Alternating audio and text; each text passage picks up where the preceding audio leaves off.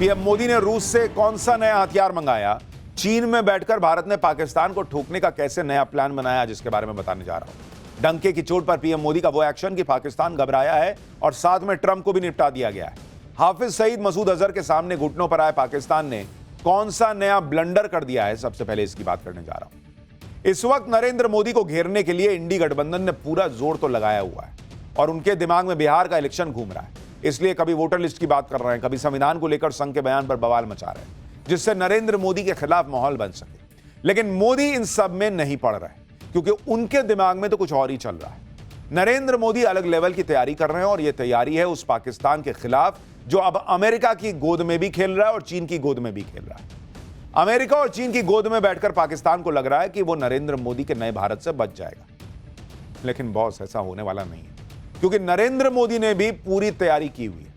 America, चीन, पाकिस्तान को एक साथ निपटाने और पाकिस्तान को फिर से फोड़ने के लिए पीएम मोदी क्या कर रहे हैं उसकी एक झलक आपको दिखाता हूं। भारत ने रूस से बात कर ली है।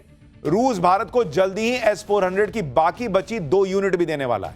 यह वही S-400 है जो भारत का सुदर्शन चक्र है और जिसने ऑपरेशन सिंदूर में पाकिस्तानी मिसाइलें तबाह कर दी। इसके साथ ही भारत अब रूस से लड़ाकू विमान सुखोई 30 MKI का अपग्रेडेड वर्जन भी ले रहा है। ऑपरेशन सिंदूर के दौरान सुखोई 30 MKI से ही ब्रह्मोस मिसाइल दागकर पाकिस्तान के एयरबेस फोड़ दिए गए थे। यानी भारत बहुत जल्दी में है अपने हथियारों की खेप को बढ़ाने के लिए। क्या इसका मतलब यह है कि बहुत जल्द ऑपरेशन सिंदूर पार्ट 2 लॉन्च होना है? भारत को ऐसे और हथियार मिलने वाले हैं जिनका खौफ पाकिस्तान के दिल में बैठा हुआ है। कमाल की बात यह है कि पाकिस्तान के लिए बुरी खबर चीन की धरती से आई है। चीन में बैठकर ही भारत ने रूस से S-400, सुखोई और बाकी हथियार देने पर बात की है। रूस से ताजा बातचीत में भारत और कौन कौन से हथियार ले रहा है, चीन में भारत और रूस की दोस्ती को देखकर कैसे जिनपिंग की टेंशन बढ़ गई होगी, यह सब आज आपको बताने वाला हूं। साथ ही ट्रंप का चैप्टर भी खोलूंगा, कैसे हाल के कुछ दिनों में दूसरी बेइज्जती हुई है उनकी, और कौन सा लश्कर का नया आतंकी मारा गया है यह भी आपको दिखाऊंगा। पहले मोदी के नए खेल ने कैसे ट्रंप और चीन दोनों को झटका दिया है। भारत ने आज एक ऐसा काम कर दिया जिससे चीन, पाकिस्तान और अमेरिका तीनों एक साथ निपटेंगे। भारत ने नए हथियार मंगवाने के लिए रूस से बात कर ली है। रूस के हथियारों का नाम सुनकर ही पाकिस्तान और चीन कांप जाते हैं, क्योंकि भारत ने रूसी हथियारों और अपने मेड इन इंडिया हथियारों से मिलकर पाकिस्तान को फोड़ा था और चीन के हथियारों को कबाड़ साबित कर दिया था। जब रूस से भारत नए हथियार लेगा तो चीन और पाकिस्तान दोनों निपट जाएंगे। बचे डोनाल्ड ट्रंप और उनका अमेरिका, जो फर्जी फील्ड मार्शल असीम मुनीर को लंच करवा रहे थे। उनको भी भारत ने तगड़ा मैसेज दे दिया कि अमेरिका अपने हथियार अपने पास ही रख सकता है, हमको कोई दिक्कत नहीं है। भारत रूस से हथियारों की डील करने वाला है। आज चीन में SCO मीटिंग के इतर भारत के रक्षा मंत्री राजनाथ सिंह ने रूस के रक्षा मंत्री से मुलाकात की। इस बातचीत में रक्षा मंत्री राजनाथ सिंह ने S-400 की जल्द से जल्द डिलीवरी पर जोर दिया। सूत्रों का दावा है कि रूस ने भारत को S-400 की टाइम पर डिलीवरी का भरोसा दिया है। रूस अभी यूक्रेन युद्ध में फंसा है, जिसकी वजह से रूस से भारत को हथियार सप्लाई में दिक्कतें आ रही हैं। लेकिन रूस ने भरोसा दिया है भारत को कि वो जल्द S-400 की बाकी बची 2 यूनिट भी दे देगा, कोई देरी नहीं करेगा। साल 2018 में भारत ने रूस से S-400 की 5 स्क्वाड्रन खरीदने की डील की थी। भारत को साल 2023 के अंत तक S-400 की 5 स्क्वाड्रन मिल जानी थी, लेकिन अभी 3 मिली। सूत्रों के मुताबिक रूस S-400 की चौथी खेप साल 2026 में और 5वीं खेप साल 2027 में देगा। अभी S-400 की 3 यूनिट चीन और पाकिस्तान के बॉर्डर पर तैनात है। 2 और यूनिट मिलने से भारत के एयर डिफेंस सिस्टम को और मजबूती मिल जाएगी। दरअसल S-400 की एक यूनिट में क्या क्या होता है, एक स्क्वाड्रन में क्या क्या शामिल होता है, आपको यह भी बताता हूं। S-400 के हर एक स्क्वाड्रन में 2 मिसाइल बैटरियां होती हैं, जिनमें 128 मिसाइलें शामिल होती हैं। ये मिसाइलें हवा में ही दुश्मन के bombers, fighter jet, cruise missile को तबाह कर सकती हैं। ये मिसाइलें 120, 200, 250 और 380 किलोमीटर तक मार करने की में सक्षम है। हर स्क्वाड्रन में लंबी दूरी का रडार सिस्टम और हर मौसम में चलने वाले ट्रांसपोर्ट व्हीकल होते हैं। S-400 के अलावा भारत ने रूस से सुखोई 30 MKI के अपग्रेडेड वर्जन की सप्लाई पर भी आज बात कर ली। वायुसेना के पास अभी करीब 260 Sukhoi 30 MKI fighter jet. Bharat इन फाइटर जेट्स को अपग्रेड करने पर जोर दे रहा है, जिसमें नया radar system, electronic warfare system, advance air to air missile integration शामिल। पाकिस्तान और चीन के खतरे को देखते हुए आधुनिक सुखोई 30 MKI बहुत जरूरी है। सुखोई 30 MKI भारतीय वायुसेना का शक्तिशाली और मल्टी रोल लड़ाकू विमान है।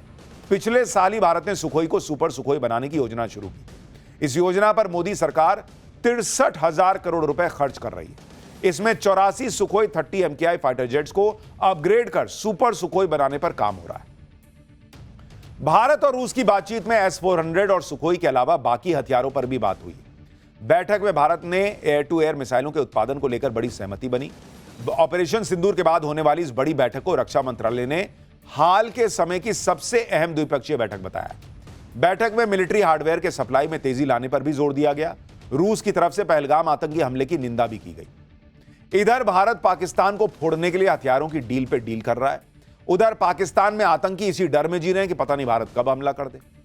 दूसरों को खौफ में डालने वाले आतंकी खुद पाकिस्तान में सुरक्षित फील नहीं कर रहे। आज ही पाकिस्तान में एक और आतंकी को टपका दिया गया है। फिर से किसी अज्ञात हमलावर ने लश्कर के आतंकी को टपका दिया। इस आतंकी का नाम शौकत है।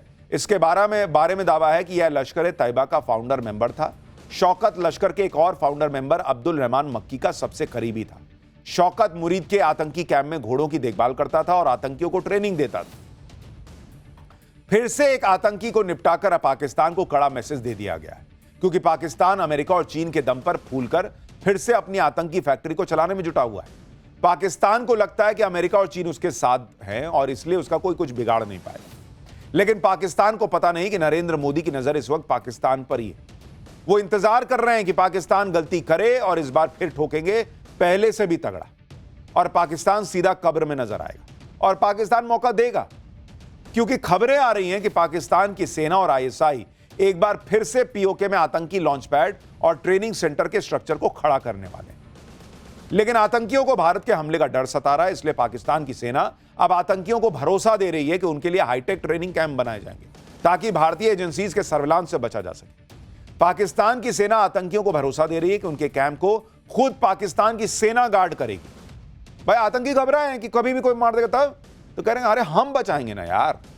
एक कैंप में 200 से ज्यादा आतंकियों की ट्रेनिंग या उनके रुकने का इंतजाम नहीं होगा, ताकि अगर भारत का हमला हो तो एक साथ 200 से ज्यादा आतंकी न टपक जाए। डरे हुए आतंकियों को फिर से ट्रेनिंग कैंप में लाने के लिए बहावलपुर में कुछ दिन पहले ही पाकिस्तान की सेना और ISI ने आतंकियों के साथ बाकायदा एक मीटिंग की, जिसमें जैश-ए-मोहम्मद और लश्कर से जुड़े करीब 200 से ज्यादा आतंकी और कमांडर शामिल हुए। यानी ये मान के चलिए कि पाकिस्तान बहुत दिन नहीं लगाएगा और ऑपरेशन सिंदूर पार्ट 2 लॉन्च करने का मौका देगा। और इसीलिए चीन में बैठकर रक्षा मंत्री ने रूस से डील कर ली है कि भाई जल्दी, जितना जल्दी हो सके दो माल, क्योंकि ये तो जल्दी सुधरेगा नहीं पाकिस्तान, तो इसको फिर मारना है। पाकिस्तान अपने आतंकियों को फिर से एक्टिव इसलिए भी कर रहा है क्योंकि मुनीर फंस गया है। पाकिस्तान में लोग पूछ रहे हैं कि ट्रंप के साथ लंच तो कर आया मुनीर, लेकिन डील क्या करके आए हो, बताओगे नहीं क्या? आप सुन रहे हैं, पाकिस्तान के सांसद संसद में खड़े होकर मजाक बना रहे हैं कि हमेशा तो प्राइम मिनिस्टर जाता था, इस बार यही उठ के चल दिया मुनीर। चलो तुम ही चले गए, लेकिन आके बताओ तो कि क्या बात करके आए हो। कुछ खिलाया भी ट्रंप ने या खाली ऑर्डर दिया था, ये लिख लो, ये कर देना, ये लिख लो, ये करेंगे, सुन लो, ये करेंगे। पाकिस्तान का फील्ड मार्शल मुनीर तो अमेरिका में जाकर ट्रंप को नोबेल पीस प्राइज देने की सिफारिश कर रहा है। पाकिस्तान में शहबाज शरीफ भी ट्रंप को नोबेल के लिए नॉमिनेट कर रहे हैं, लेकिन उसके अगले ही दिन ट्रंप ने ईरान पर बम गिरा दिया था। इसी को लेकर अब पाकिस्तान की संसद में शहबाज शरीफ पर भी सवाल उठ रहा है। यानी पाकिस्तान के सांसद इस बात को लेकर भी पाकिस्तान की सरकार, वहां की सेना को एक्सपोज कर रहे हैं कि तुम तो मुसलमानों के साथ भी नहीं हो यार। ईरान के मुसलमानों के खून से हाथ सने हैं अमेरिका के, वहां फिलिस्तीन में मुसलमानों के खून से हाथ सने हैं अमेरिका के, और तुम वहां ट्रंप को कह रहे हो कि इसको जो है peace prize, Nobel peace prize दे दीजिए। यही है पाकिस्तान की सच्चाई। और इधर चीन में बैठकर भारत ने रूस से बड़ी डील की। उधर भारत ने चीन को भी अच्छे से समझा दिया कि पाकिस्तान के चक्कर में ना पड़ो भाई। SCO की मीटिंग के इधर भारत के रक्षा मंत्री राजनाथ सिंह ने चीन के रक्षा मंत्री से मुलाकात की। इस मुलाकात में चीन को आगाह करते हुए भारत की तरफ से कहा गया कि द्विपक्षीय रिश्तों में नई मुश्किलें खड़ी करने से बचना चाहिए। भारत की चीन को यह सलाह पाकिस्तान को लेकर थी। भारत ने चीन को समझा दिया कि कह देने से कोई अच्छा पड़ोसी नहीं होता, उसके लिए अच्छा माहौल भी बनाना पड़ता है। राजनाथ सिंह ने चीन के सामने ही पाकिस्तान के आतंकवाद का जिक्र किया, पहलगाम हमले का नाम लिया और चीन को बताया कि पाकिस्तान के जिस बर्बर हमले पर वो मुंह चुरा रहा है, उसमें निर्दोष लोगों की जान गई थी। राजनाथ सिंह ने चीन के रक्षा मंत्री को यह भी बता दिया कि कैसे भारत ने ऑपरेशन सिंदूर में पाकिस्तान के आतंकी ठिकानों को तबाह किया। यानी चीन के सामने ही भारत उसे पाकिस्तान की बर्बादी की कहानी सुना रहा था और शायद चीन को थोड़ी अकल आए ये उम्मीद कर रहा था। भारत की तरफ से चीन को यह भी समझा दिया गया है कि इस सीमा विवाद में बेवजह न उलझे और ऐसे मसलों को तरीके से सुलझाए, और इसके लिए भारत की तरफ से स्टेप बाय स्टेप प्रक्रिया को अपनाने पर जोर दिया गया। पहले 2024 की डिसएंगेजमेंट प्रक्रिया का पूरी तरह से पालन किया जाना चाहिए, सीमा पर तनाव कम करने का प्रयास किया जाना चाहिए, फिर सीमा को निर्धारित करने के लिए बातचीत की जाए ताकि हमेशा के लिए बॉर्डर विवाद का निपटारा हो सके। राजनाथ सिंह ने कहा कि ग्राउंड पर एक्शन लेना होगा, जो अविश्वास पैदा हुआ है उसे कम करना होगा। भारत और चीन दोनों तरफ से एलएसी पर शांति बनाए रखने पर जोर दिया गया। चीन के रुख से यही लग रहा है कि ऑपरेशन सिंदूर में पाकिस्तान की धुलाई देखकर वो ये समझ गया है कि भारत से सीधे टक्कर लेने में फायदा नहीं है बॉस। मोदी ने चीन को टाइट तो किया ही, फिर ट्रंप का भी नंबर आया, जो भारत पाकिस्तान के मामले में बड़े उछल रहे थे। लेकिन पहली बात तो नरेंद्र मोदी ने ट्रंप के मुंह पर ही कह दी थी कि अपने काम से काम रखो, फोन पे बोला था। दूसरी बात यह है कि ट्रंप जिस तरह से अमेरिका का कबाड़ा करते जा रहे हैं, उसमें उन्हें खुद को बचाने के लिए मोदी का ही सहारा लेना हो। आप देखिए कि ट्रंप की नीतियों से अमेरिका का क्या हाल हो गया है। अमेरिका की जीडीपी में इस साल जनवरी से मार्च तिमाही में 0.5% की गिरावट दर्ज हो गई है, जो 2022 के बाद सबसे बड़ी गिरावट है।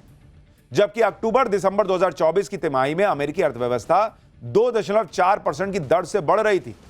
भाई, ट्रंप के आने के बाद गिर गई अर्थव्यवस्था अमेरिका में। ट्रंप ने जनवरी में ही राष्ट्रपति पद की शपथ ली थी और आते ही पूरी दुनिया से टैरिफ वॉर छेड़ दिया, जिसमें अब अमेरिका खुद फंस गया है। ट्रंप के आने के बाद अनुमान था कि अमेरिका की अर्थव्यवस्था 0.2% तक गिरेगी, लेकिन यह तो 0.5% गिर गई भाई, जिसकी वजह ट्रंप की टैरिफ नीति को माना जा रहा है। एक्सपर्ट्स के मुताबिक अमेरिका की जीडीपी में गिरावट के पीछे सबसे बड़ा कारण इंपोर्ट में होने वाली भारी बढ़ोतरी है। एक्सपर्ट्स के मुताबिक ट्रंप के टैरिफ शुल्क बढ़ाने की आशंका के चलते अमेरिकी कंपनियों ने भारी मात्रा में विदेशी सामान ऑलरेडी खरीद लिया और इससे अमेरिका की जीडीपी सिकुड़ गई। ट्रंप के फैलाए टैरिफ वाले रायते से अमेरिका की अर्थव्यवस्था को झटका लगा है। अब ट्रंप के सामने यह चैलेंज है कि भूल को सुधारे कैसे। शायद यही वजह है कि ट्रंप ने अचानक चीन से डील होने का ऐलान कर दिया, लेकिन क्या डील हुई इसकी डिटेल नहीं दी। उधर चीन ने इस पर कोई जानकारी नहीं दी है। चीन से डील के साथ ही ट्रंप ने यह भी ऐलान कर दिया कि वो भारत के साथ भी बहुत बड़ी डील करने वाले हैं। यानी ट्रंप को लग रहा है कि अमेरिकी अर्थव्यवस्था का जो हाल होता जा रहा है उसमें पहले से ही बोल दो कि मैं ये डील कर रहा हूं, वो डील कर रहा हूं, ताकि पब्लिक का गुस्सा ना झेलना पड़े। साथ ही उनको यह भी समझ में आ गया कि भारत के साथ डील किए बिना वो इससे निकल नहीं सकते। सुनिए एक बार। China yesterday, right? Just signed with China. We have everybody. We're not going to make deals with everybody. Some we're just going to send them a letter, say thank you very much. You're going to pay 25, 35, 45%. That's the easy way to do it. And my people don't want to do it that way. They want to do some of it, but they want to make more deals than I would do. But we're having some great deals. We have one coming up, maybe with India, very big one, where we're going to open up India.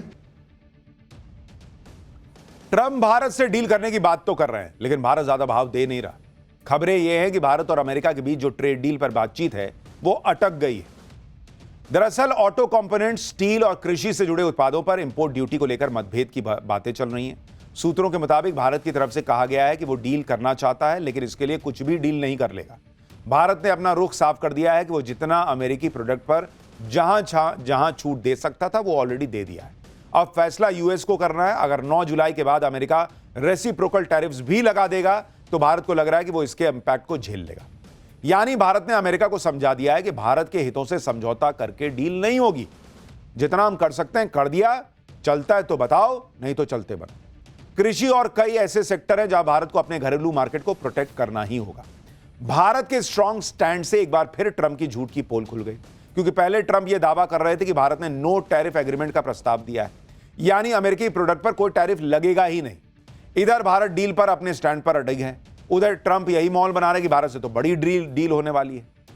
Trump भी ये बात जानते हैं कि भारत कितना बड़ा market है और वो युद्ध और गिरती अर्थव्यवस्था के बीच में फंसे हैं।